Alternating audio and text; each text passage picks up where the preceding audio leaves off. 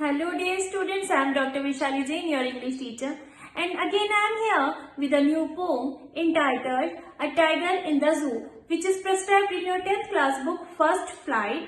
And let me also tell you that this poem is composed by a well-known and great poet, Leslie Norris. So here we go. So, in today's video, we are going to cover up the theme of the poem entitled A Tiger in the Zoo, which is composed by a well-known and great poet, Leslie Norris. So, we are going to cover up the theme, then word meanings, plus line by line explanation of the poem, along with analysis, plus poetic devices, which includes rhyming scheme and figures of speech, plus quick recap. So, first of all, let's focus over the theme. My dear students, can you tell me why this particular poem entitled A Tiger in the Zoo is included or added with the chapter A Long Walk to Freedom by Nelson Mandela?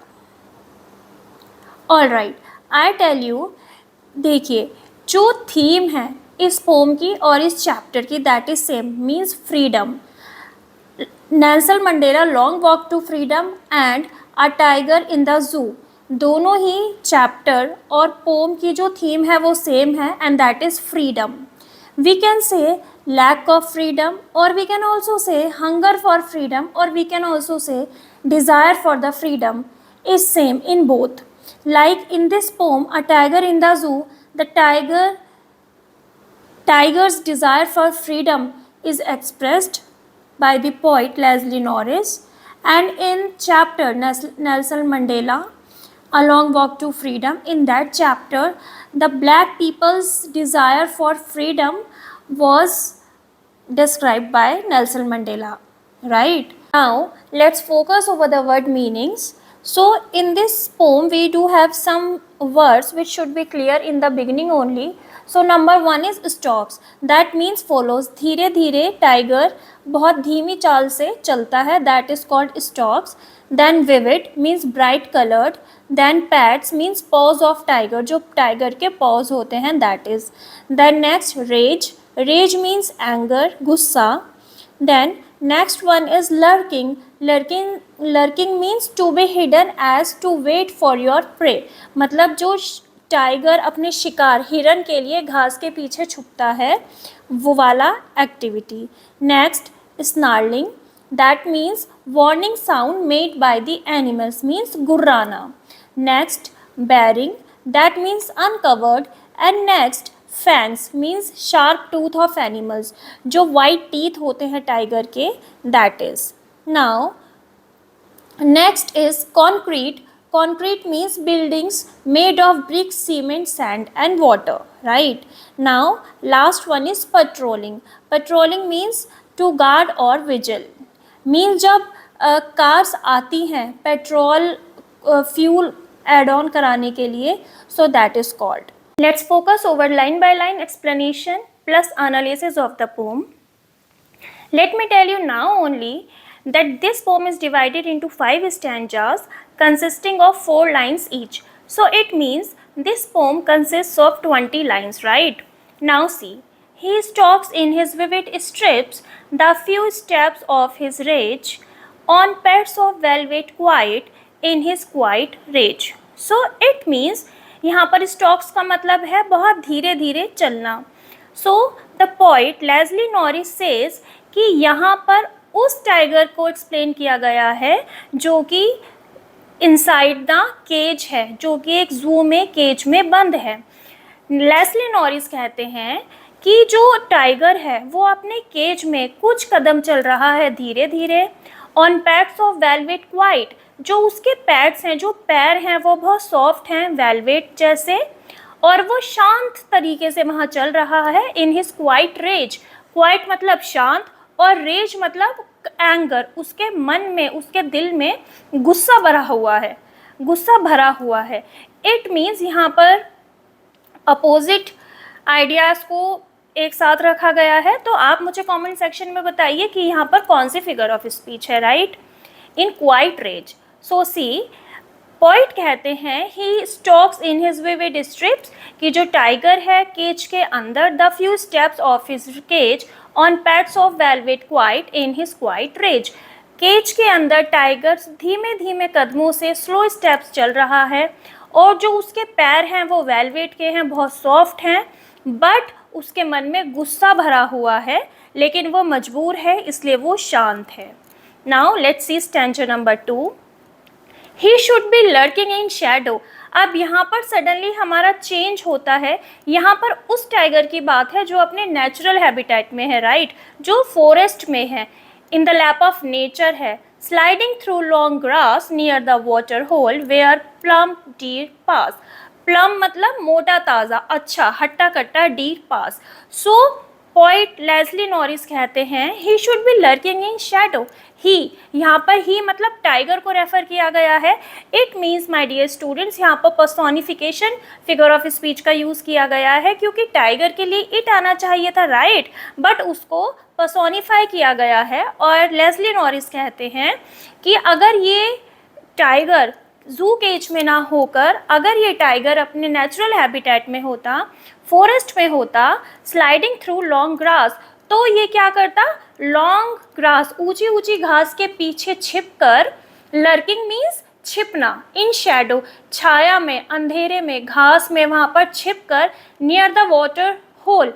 Water hole means कोई भी water source, कोई river, कोई भी pond, कोई भी water source होता, उसके पास लंबी घास के पीछे छिपकर, वेयर प्लम डियर पास, वहाँ पर एक हट्टे कट्टे हिरन का वेट करता उसका शिकार करने के लिए, राइट, मतलब वो उसका जो नेचुरल मोड ऑफ सर्वाइवल होता है उसको एंजॉय करता। Now let's see stanza number 3. He should be snarling around houses at the jungle's edge, baring his white fangs, his claws, terrorizing the village.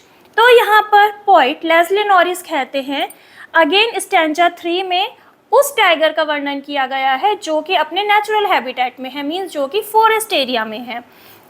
So poet कहते हैं he should be snarling around the houses, कि इस tiger को जो at the jungle से, जंगल जहाँ पर ख़त्म होता है और वहाँ जहाँ पर रेजिडेंशियल एरिया स्टार्ट हो जाता है, उस पॉइंट पर, उस एज पर, उस किनारे पर आता ये tiger, bearing his white fangs, his clause, bearing means uncovered करना, मतलब गुर्राता वहाँ पर आकर, अपने फैंग्स मतलब वाइट टीथ, अपने सफ़ेद दांत दिखाता, अपने क्लॉज दिखाता, टेरराइजिंग द विलेज, और वहाँ पर आकर जो उसका नेचुरल टेम्परामेंट है, अपने एंगर से वहाँ के जो citizens of that particular village है, जो वहाँ के निवासी हैं, विलेजर्स हैं, उनको टेरराइज करता, राइट।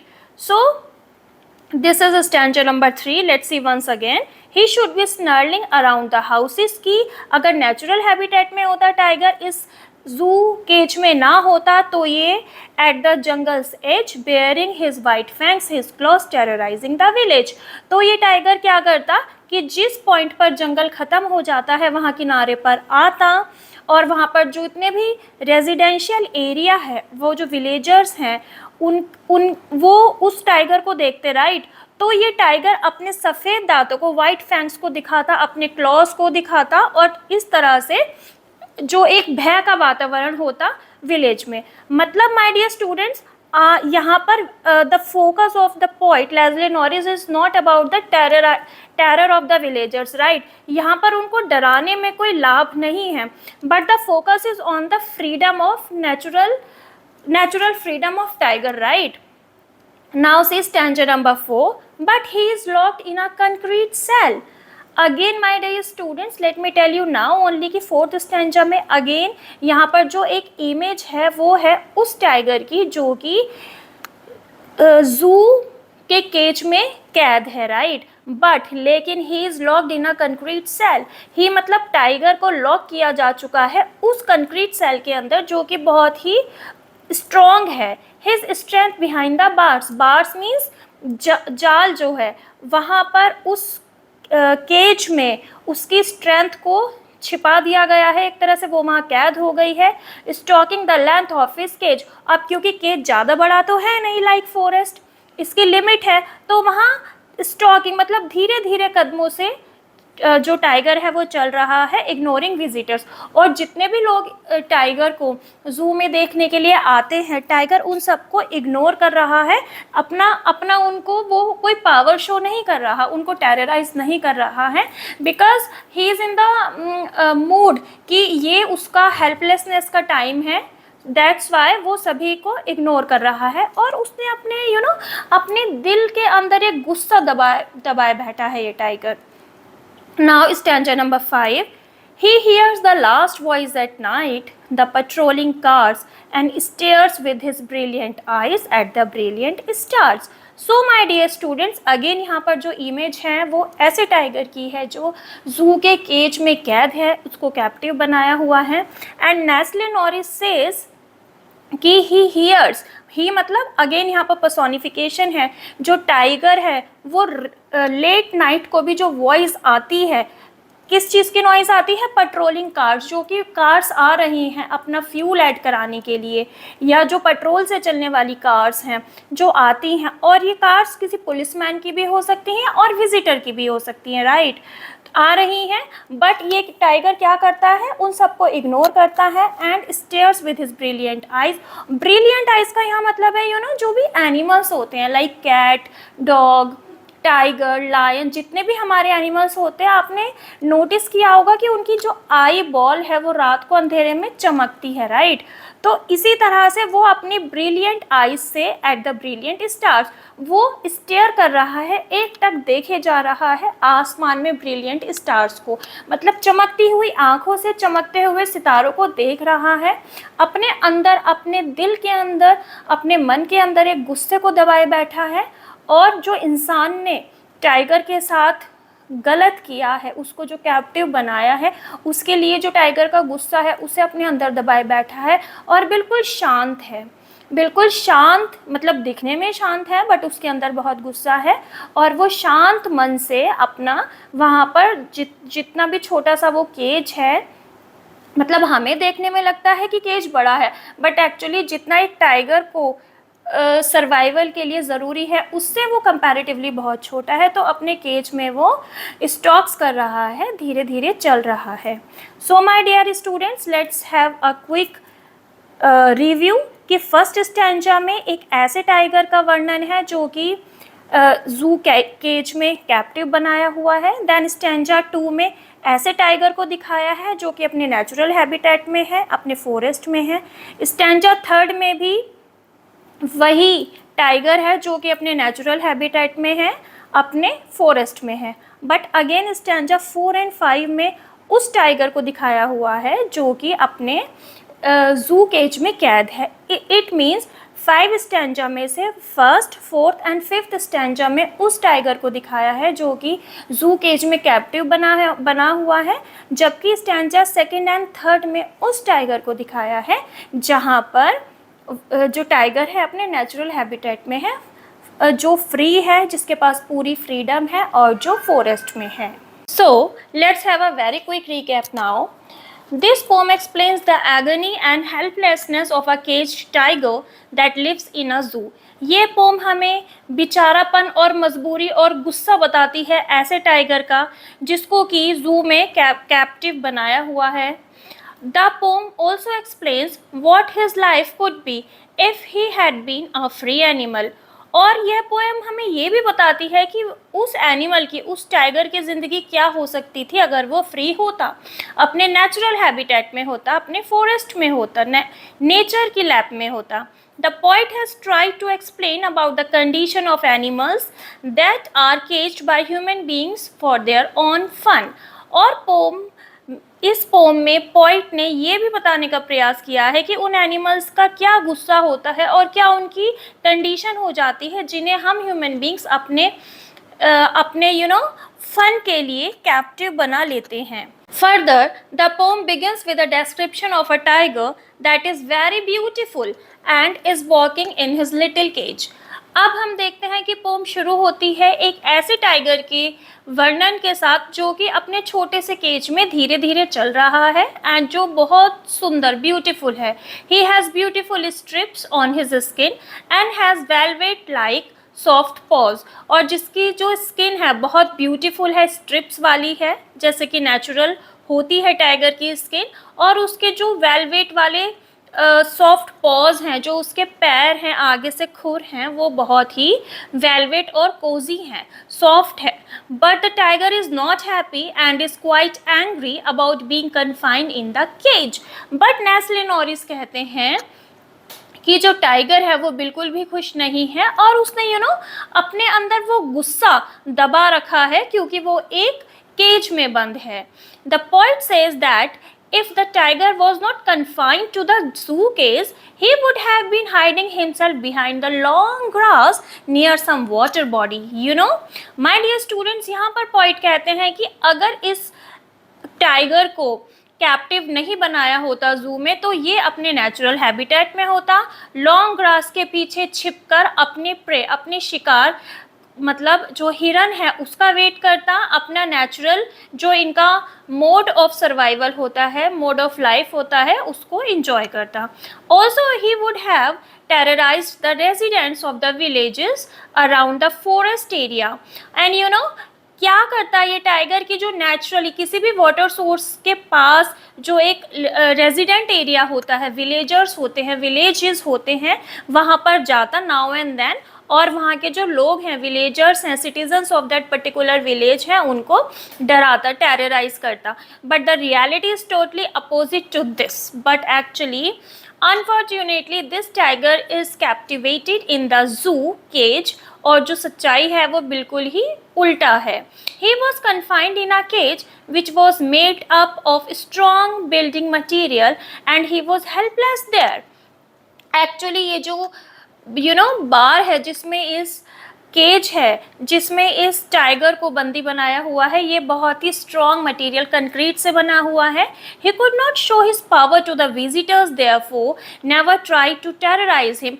अब ये बेचारा, हम इसको कह सकते हैं, ये बेचारा टाइगर इस जगह पर अपनी पावर शो नहीं करता है विजिटर्स को, और ना ही उनको डराता है, बिकॉज ये ह्यूमन के कंट्रोल में है.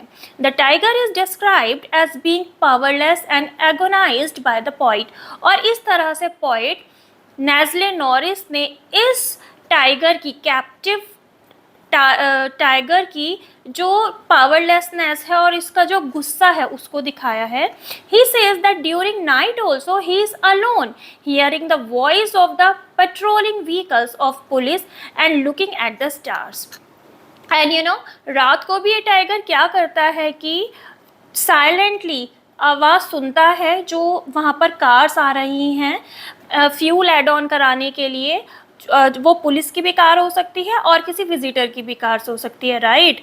तो ये टाइगर चुपचाप शांति से just he is looking at the stars, रात को आसमान में देखता है और अपना गुस्सा अपने अंदर दबाए हुए है. The cage life has totally change the tiger's personality. और इस तरह से इस जू वाली लाइफ ने, केज वाली लाइफ ने इस टाइगर की पर्सनैलिटी को, इसके टेम्परामेंट को पूरी तरह से बदल कर रख दिया है. And the poet is trying to say that the animal which is famous for its fearlessness and freedom is now confined and sad due to the human beings who want to derive pleasure by looking at him in the zoo cage. और finally हमारे poet Leslie Norris कहते हैं कि इंसान की ये जो प्रयास है कि उसने अपने अम्यूज़मेंट के लिए, अपने फ़न के लिए टाइगर जैसे एनिमल को बंदी बनाया हुआ है, इसकी वजह से जो फ्रीडम है टाइगर की और जो उसका निर्भीकपना है, जो उसकी फियरलेसनेस है, वो सब बंद हो गए हैं इस केज में. और ये जो टाइगर है बहुत सैड हो गया है because of the ill treatment of human beings. So my dear students, finally हम देखते हैं कि इस पोम में कंपैरिजन को दिखाया गया है कि एक फ्री टाइगर जो कि अपने नेचुरल हैबिटेट में है, जो कि फॉरेस्ट में है, उसकी लाइफ में, और जो एक टाइगर है जो जू केज में कैप्टिव बना हुआ है इंसान के द्वारा, उनकी लाइफ में क्या डिफरेंस है. जो अपने नेचुरल हैबिटेट में है टाइगर, वो अपने वाटर सोर्स के पास जाकर विलेजर्स को टेरराइज कर सकता है और वो लंबी घास के पीछे छिपकर अपने प्रे को एक हिरन के लिए इंतज़ार कर सकता है, अपने शिकार के लिए। वो अपने नेचुरल मोड ऑफ लाइफ को सरवाइव करता है, इंजॉय करता है। बट जो यहाँ पर हमारा जू केज वाला टाइगर है वो बहुत हेल्पलेस है और वो विजिटर्स को अपनी पावर शो नहीं करता है। और रात में भी जब कार आती है फ्यूल ऐड कराने के लिए, वो पुलिस की कार है चाहे किसी विजिटर की कार है, वो चुपचाप आसमान में स्टार्स को देखता रहता है।